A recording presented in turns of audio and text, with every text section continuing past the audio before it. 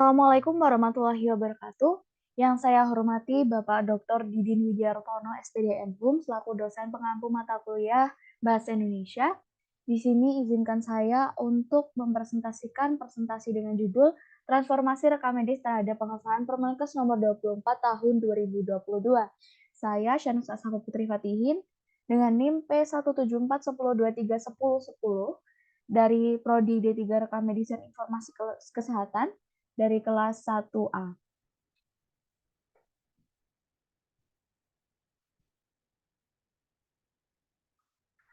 Baik, rekam medis. Rekam medis merupakan catatan yang berisi tentang identitas pasien, penyakit, serta pengobatan atau tindakan yang sudah didapatkan pasien selama ia menjalani pengobatan di sebuah fasilitas layanan kesehatan. Kemudian rekam medis ini disebut dokumen yang memiliki peranan penting sebab merekam perjalanan pasien dari awal masuk rumah sakit hingga keluar dinyatakan sembuh atau tidaknya. Nah, oleh karenanya penulisan itu harus lengkap dan runtut serta jelas.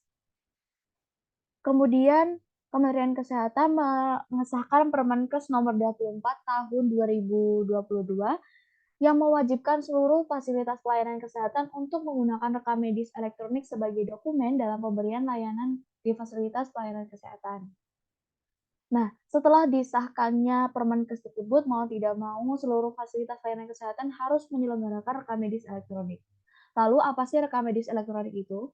Rekam medis elektronik adalah metode pencatatan rekam medis yang terintegrasi dengan sistem komputasi.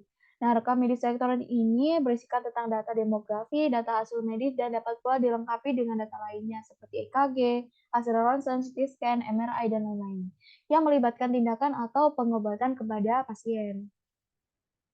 Lalu apa saja perbandingan antara rekam medis konvensional dan juga rekam medis elektronik yang sudah mulai berlaku di rumah sakit di seluruh Indonesia? Nah, yang pertama dari rekam medis konvensional. Rekam medis konvensional ini seperti yang kita ketahui, bentuknya seperti kertas dan disatukan dalam map sehingga dinamakan dokumen rekam medis.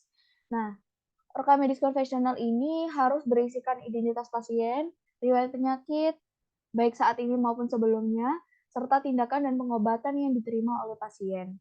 Nah, kemudian rekam medis konvensional atau rekam medis kertas ini diwajibkan untuk dibubuhi tanda tangan untuk menyatakan bahwasanya dokumen ini otentik dan harus dijaga kerahasiaannya.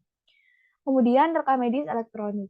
Nah, rekam medis elektronik ini berupa sistem elektronik yang dikembangkan oleh Kementerian Kesehatan atau penyelenggara lain yang sudah terdaftar. Jadi, fasilitas pelayanan kesehatan boleh menggunakan aplikasi atau sistem yang disediakan oleh vendor lain namun harus didaftarkan di Kementerian Kesehatan. Biasanya dikenal dengan SIM-RS atau SIMPUS. Nah, rekam medis elektronik ini juga harus mampu melakukan kompatibilitas dan juga interoperabilitas.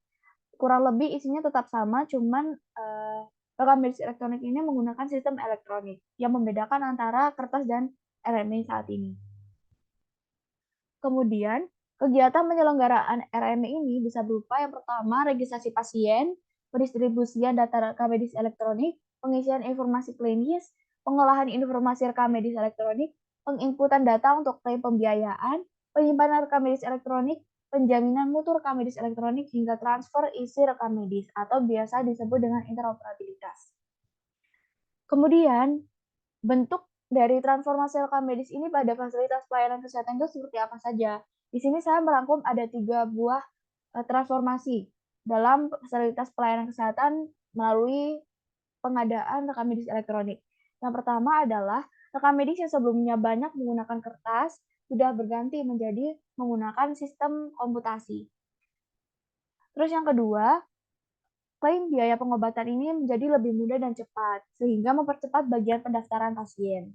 Kemudian yang terakhir, minimnya kesalahan dalam penulisan obat dan riwayat pengobatan, karena dalam rekam medis kertas itu masih tertulis dengan tulisan tangan dokter yang kita tahu sangat sulit terbaca. Apabila sudah menggunakan rekam medis elektronik dengan sistem komputasi, lebih mudah terbaca, sehingga pemberian layanan dan tindakan kepada pasien itu jadi lebih akurat dan terjamin. Baik, mungkin itu saja yang bisa saya sampaikan terkait transformasi rekam medis setelah disahkannya Permenkes Nomor 24 Tahun 2022. Apabila ada kesalahan, mohon maaf. Terima kasih banyak. Wassalamualaikum warahmatullahi wabarakatuh.